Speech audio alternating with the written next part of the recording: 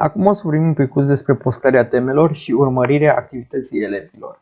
După cum am menționat anterior, profesorul poate adăuga o temă apăsând pe butonul Adaugă temă din interfața clasei. Haideți să apăsăm și noi și o să vedem că a apărut un mic meniu cu câțiva parametri. Prima este titlul temei. Aici putem să introducem ceva sugestiv, spre exemplu ceva legat de lecția de care este legată și tema sau ceva de genul acesta. Eu o să scriu, de exemplu, poate de cu clasa mea am studiat mecanică, o să scriu aici, iar la specificații temă putem să punem pur și simplu o cerință mică, spre exemplu rezolvați problemele următoare, nu știu ce de genul. Chiar nu este important, dar da, este aici.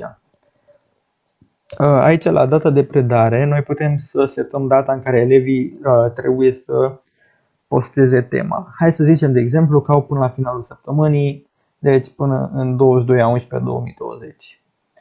Iar aici trebuie să adăugăm problemele din temă. Dacă noi ne ducem la pagina principală a site-ului de pe un alt tab, noi am zis că tema noastră este de mecanică, poate fi de orice desigur, dar să zicem că este de mecanică.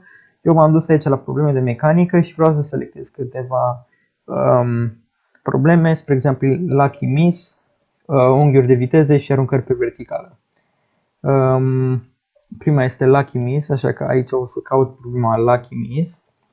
Și după cum vedeți a apărut aici și noi apăsăm aici și o să apară automat ID-ul problemei. Dacă ne uităm, Lucky Miss are ID-ul 4 și a apărut aici. Hai să zicem că vrem și ce am zis, viteze relative și dacă apăsăm a apărut și 8, că are ID-ul 8 și în ultimul rând aruncări pe vertical. Știu că n-am zis aceleași probleme, dar este cu scop demonstrativ.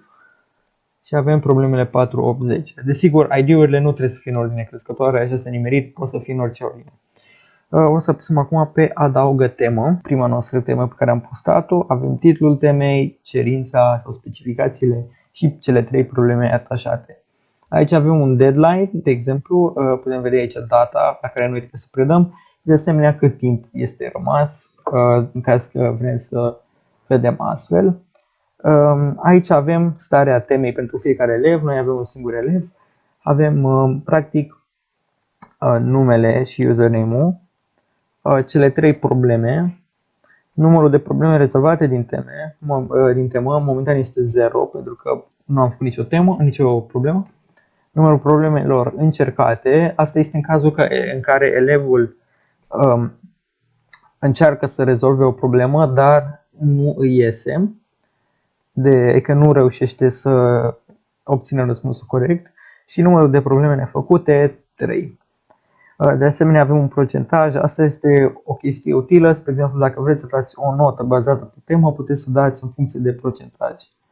Haideți să vedem un pic la elev. După cum observăm, aici sus a apărut o notificare și scrie ai primit o temă nouă. Și o să ne ducă tot la pagina asta și după cum se observă ne apare tema, nu putem să vedem cum apare aici statisticile pentru fiecare elev, ne apare doar tema respectivă. Noi putem să apăsăm pe prima problemă, să o rezolvăm frumușel, să ne ducem înapoi, putem să rezolvăm a doua problemă, de asemenea să rezolvăm și în ultimul rând și a treia problemă. Deci cam atâta cu clasele, vreau să reținem un pic chestiile esențiale, apăsăm oricând pe clase și ne ducem la pagina de clase ca să creăm o clasă nouă. Apăsăm pe creează o nouă clasă și introducem numele. La fiecare clasă putem să o accesăm, să adăugăm să modificăm parametrii clasei, să adăugăm teme și să o ștergem desigur. Putem să vorbim cu elevii oricând aici și avem și lista elevilor și statisticile pentru fiecare temă.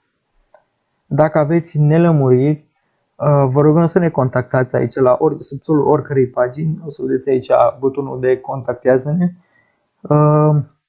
și aici puteți să raportați bug-uri sau să dați o părere sau un feedback legat de cum vi se pare vouă pagina noastră de clase. Vă mulțumim foarte mult pentru atenție și vă dorim o zi cât mai frumoasă.